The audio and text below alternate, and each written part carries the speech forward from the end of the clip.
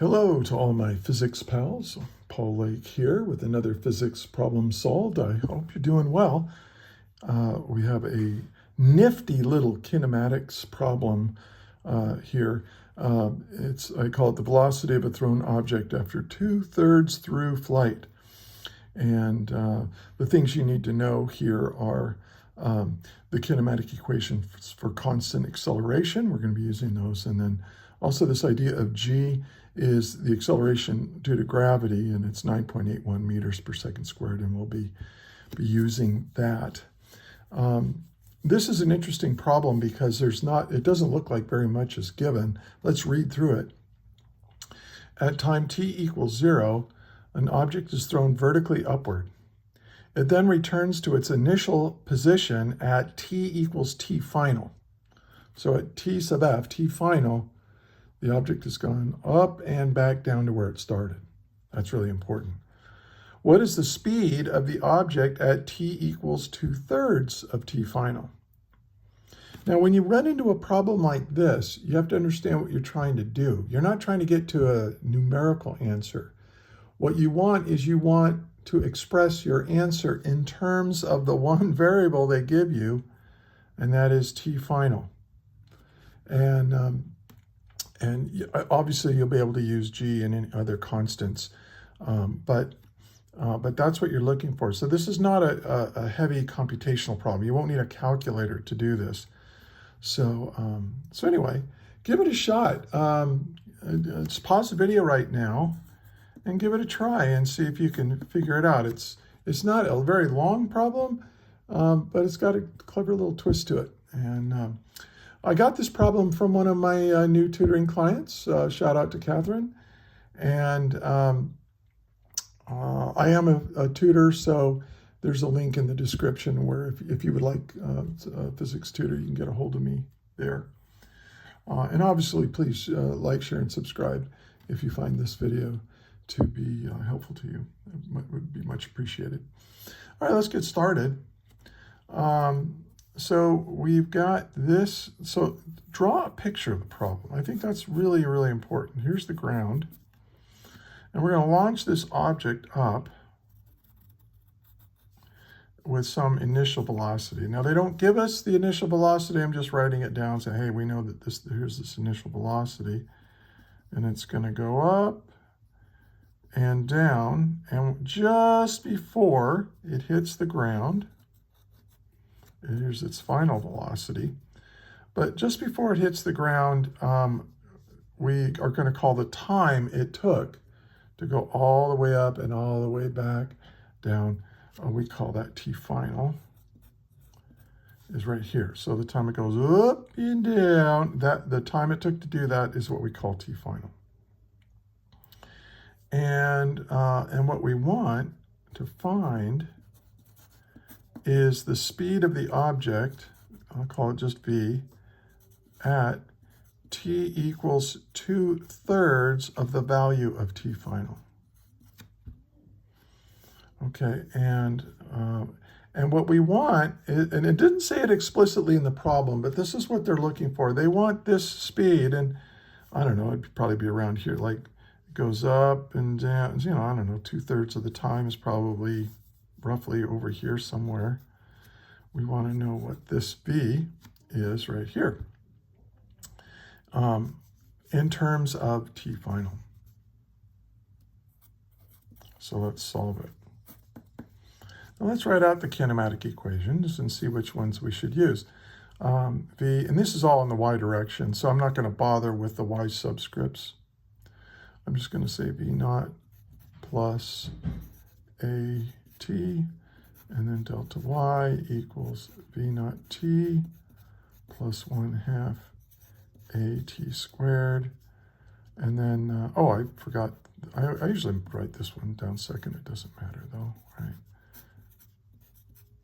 And then finally, v squared equals v naught squared plus 2a delta y. Okay, these are the four kinematic equations that we typically use. And so what we want is we want to solve for this v right here. So we're solving for the final velocity. And we want to express it in terms of time. And we know what the acceleration is, right? The acceleration is equal to negative 9.81 meters per second squared. And this value right here is sometimes called g. And I'm going to express it in terms of g. All right, and let me make this a thing like that. All right. So I think I'm going to, take a look at this. I'm looking at my equations. This has final velocity in it, and or it has the velocity, right? And I know what time this is. So let's start here. Let's just say that velocity is equal to v naught plus a. And then what is t? Well, t is 2/3. This t right here is 2/3 of t final. So I'm going to substitute that in. And then I'm going to rewrite this now. V equals v naught.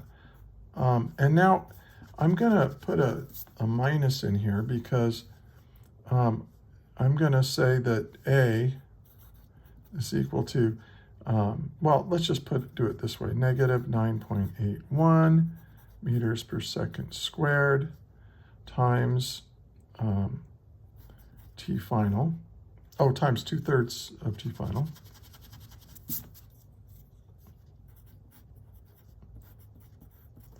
But this right here, I'm going to call this the magnitude of the acceleration of gravity. I'm going to call it g. So let's rewrite this one more time. Minus g, or I'll put, actually what I'll do, I'm sorry, I'm going to call it 2/3 of g at t final.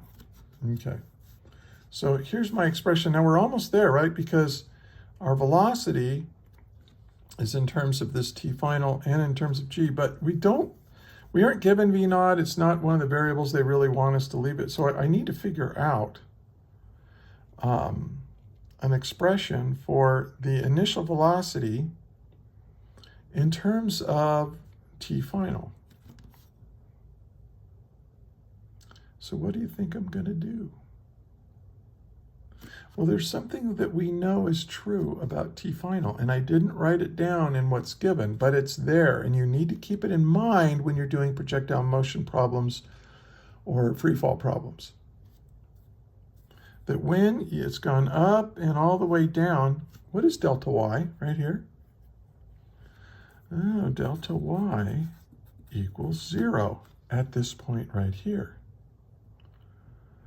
And so if I look at this kinematic equation, I can say, all right, well, delta y is equal to v naught times t plus 1/2 at squared. So I'm just rewriting the equation. Now, at t final, this is 0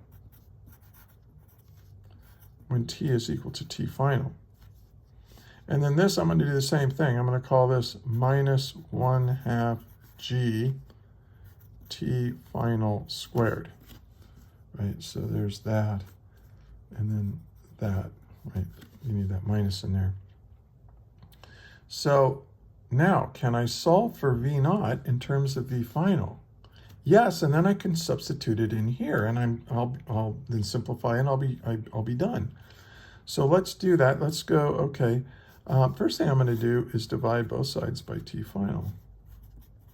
That's the advantage when delta y equals 0. Now, if this is equal to 0, then I can divide both sides by t and eliminate t equals 0 as one of my solutions. And now I can get the solution that really matters, the one at the end for t final. So I'm going to now solve. I'm going to say, well, I'm going to put this on the other side. I'm going to say v naught times t final. Oh, wait.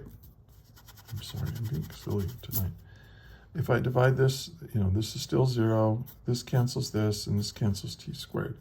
So I get v naught minus 1/2 g t final equals 0. So v naught put that on is equal to 1/2 g t final. Cool. Because what does this let me do? I can now substitute this in here. So let's get that velocity when t equals 2/3 of t final. Well, v naught is equal to 1/2 g t final minus 2/3 g t final. So you can see I can factor out g and t final. So I'll factoring out the g and the t final. And what's left? I have 1/2 minus 2/3. Well, this is like 3/6 minus 4/6.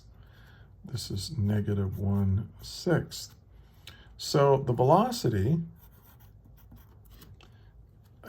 is going to be equal to negative g times t final over 6. And that's my final answer. Okay, so there's some numbers in there, but you don't have to plug in values all the time. And in fact, the higher you go in physics, the less you're going to use your calculator. You know, when you get into upper division or graduate level physics, you use computers a lot and simulations and that sort of thing. But when it comes to like the theoretical stuff and a lot of the problems you'll do, they're kind of like this. You end up deriving an expression at the end. So neat.